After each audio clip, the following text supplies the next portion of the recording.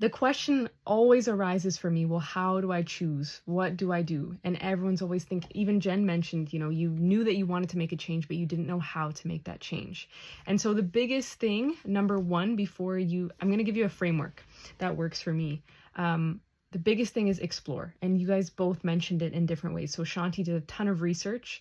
Jen went the way of networking. And what you're doing by exploring is increasing the scope of what you know is possible. So you first need to increase the scope of what is possible for you, so then you can make the proper decision. And then to make that decision, you need to consider three things. Number one is your skills.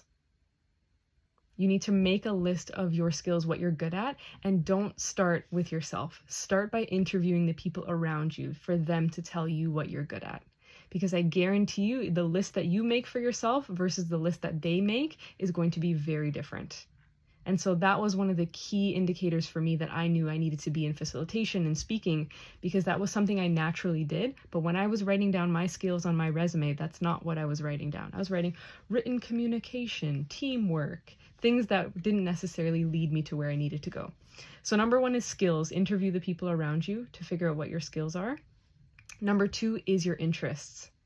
So again, if you've now increased the scope of what you know is possible for you, now figuring out which of those things you're most interested in. Which of those people that you met was most interesting? What did you read online that was really interesting to you? Start taking note of those things. And then finally, the key piece is values. What is it that you value? Because that's what's going to keep you in it for the long term. So if you're in a job where you're doing things that you do not value, eventually your body, your mind, your soul, and spirit are going to tell you you're not doing what you need to be doing. But if you value the work that you do and you can feel yourself making a difference in the way in which you want to make a difference, that will keep you motivated and engaged for the long term.